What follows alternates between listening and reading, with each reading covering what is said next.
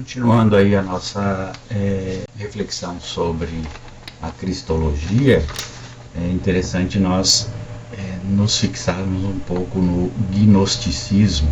Gnosticismo, a teoria que fundamenta a fé no conhecimento. Jesus, na visão dos gnósticos, era um ser humano e um ser divino, e que deixou de ser humano antes da morte. O texto que mais nos clareia essa visão é Nag Hammadi, 13 livros datados do século IV ou IV, com 52 tratados, algumas cópias, então ficando com 46 tratados. O que fala esses textos? Nag Hammadi é um texto mitológico, claro. Tudo é eterno, tudo era Deus, tudo era bom, não existia nada de ruim. Num determinado momento da história houve uma catástrofe, um erro, que tornou os seres divinos imperfeitos, ignorantes do mundo material. Então existia um mundo perfeito, houve uma catástrofe. Os seres divinos então criaram ou foram por esse mundo material.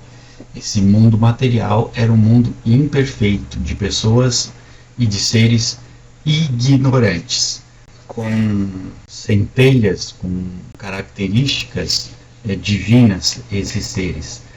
Então esses seres foram aprisionados nesse mundo material. Antes não, antes eram divinos, eram perfeitos, não tinha nada que os aprisionasse, como se fosse uma pluma, uma pena que voasse, e depois que ela pega a poeira, pesa, ela cai. Então esses seres que eram divinos se tornaram seres imperfeitos, e esses seres imperfeitos foram para esse mundo imperfeito, e precisavam escapar dessa imperfeição, desse aprisionamento do corpo na aparência humana.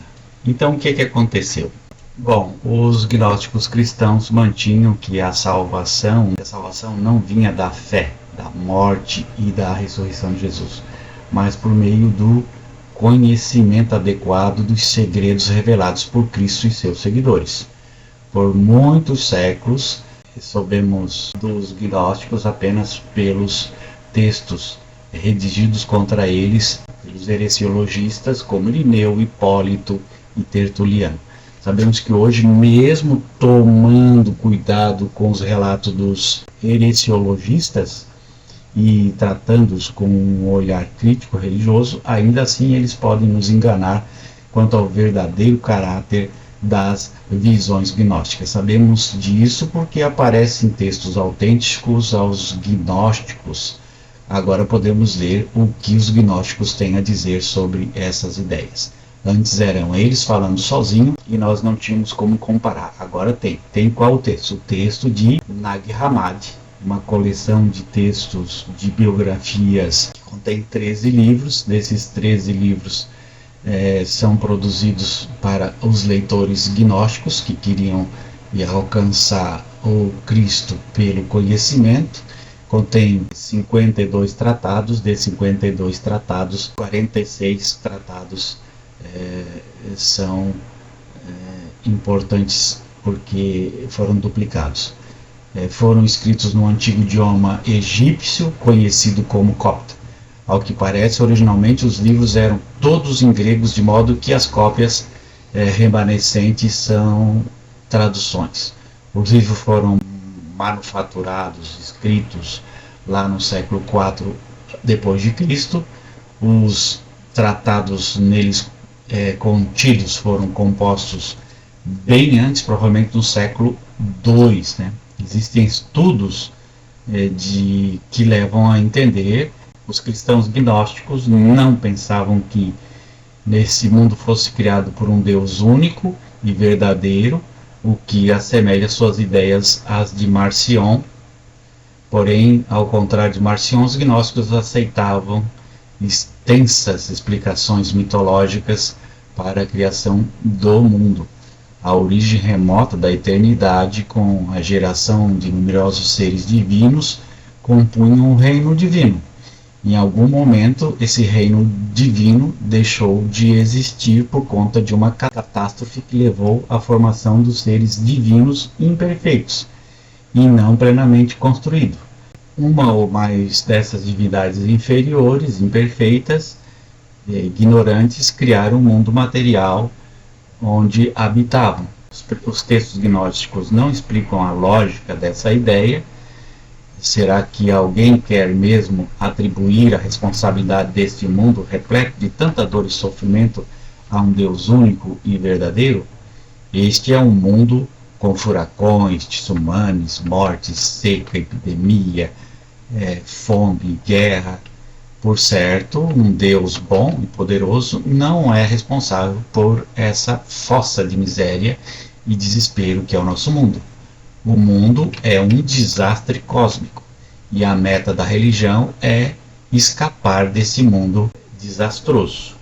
De acordo então com os gnósticos, o mundo é uma prisão para aqueles que caíram nessa armadilha. Então Jesus seria um ser divino, um ser que não caiu nesse mundo, com uma visão diferente, e ele é que veio ao mundo para ensinar os segredos celestiais que podem liberar esse sofrimento, essa prisão material que os seres humanos estão vivendo. Essa é a ideia dos gnósticos. Então nós podemos perceber aí uma cristologia separacionista, que parece que alguns gnósticos sustentavam um docetismo de Cristo, que não pertencia ao mundo material e humano, veio à Terra como um espectro, como Marcion havia dito. Marcion não deve ter visto como gnóstico, ele sustentava que havia dois deuses, não muitos, não pensava neste mundo como um desastre cósmico, mas como uma criação do Deus do Velho Testamento, e não achava que as centelhas divinas alojadas no corpo humano pudessem ser libertadas pelo entendimento da verdadeira gnose, do verdadeiro conhecimento. A sua visão docética não parece ter sido uma visão típica dos agnósticos. Em vez de pensar que Cristo era completamente divino, mas não humano, a maioria dos gnósticos parece ter pensado que Jesus Cristo era duas entidades. Uma, Jesus humano, temporariamente habitado por um ser divino. Para eles havia uma separação entre Jesus e o Cristo. Poderíamos chamar de cristologia separacionista. Como o homem Jesus era muito justo, um ser divino do reino celestial que veio a ele através do batismo. E por isso que o Espírito desceu sobre Jesus e, como diz o Evangelho de Marcos, veio para dentro dele naquele momento. E é por isso que ele então começa a fazer milagres e não antes a proferir seus ensinamentos espetaculares. Contudo, o divino não pode, é claro, sofrer e morrer. Assim, antes de Jesus morrer na cruz, o elemento divino o deixou. Isto é atestado, afirmam alguns gnósticos, pelas palavras finais de Jesus na cruz em Marcos 15. Deus, meu Deus, por que você me deixou para trás? Jesus foi abandonado na cruz pelo divino. Então, entende-se aí que Jesus era humano e o Cristo era o divino. No batismo, Cristo entrou na vida de Jesus e fez os milagres, e na hora da morte ele saiu de Jesus, e Jesus ficou sozinho. O material, que era a pessoa de Jesus, morreu, mas o divino não morreu porque saiu antes da morte. Então, significando aí que o corpo de Jesus humano, material, era uma casca material, e Jesus vivo, ele não estava na hora da morte. Ele habitou o corpo temporariamente. O sofrimento, a dor, para os gnósticos, era uma piada. Jesus não sofreu, Jesus não morreu. Jesus saiu do corpo. Cristo não sofreu, não morreu. Ele saiu do corpo de Jesus antes de morrer. Cristo nunca morre, Cristo nunca sofre. Essa é a visão da compreensão dos gnosticistas, né?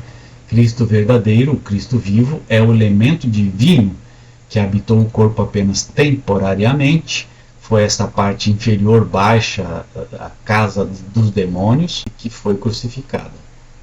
Não é o Jesus moribundo que traz a salvação. A salvação vem por meio de Jesus, que não pode ser afetado pelo sofrimento e que nunca morre. Aqueles que não entendem, que pensam que é a morte de Jesus que importa, são objeto de risadas, de piadas para Jesus, segundo os gnósticos. Por fim, né, os gnósticos não riram por último, né, eles foram refutados. Nós tivemos aí os escritores da igreja, Irineu, Hipólito e Tertuliano, que acabaram ganhando essa parada.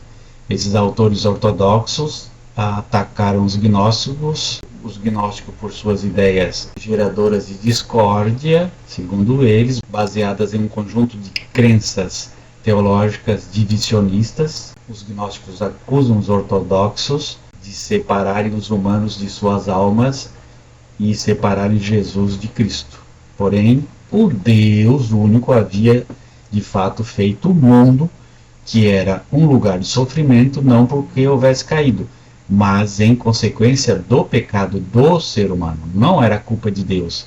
Esse Deus único havia feito humanos em corpo e alma, e eles seriam salvos em corpo e alma. O verdadeiro Deus havia enviado seu Filho a este mundo, não apenas na mera aparência da carne humana, e não como um habitante temporário de um corpo humano.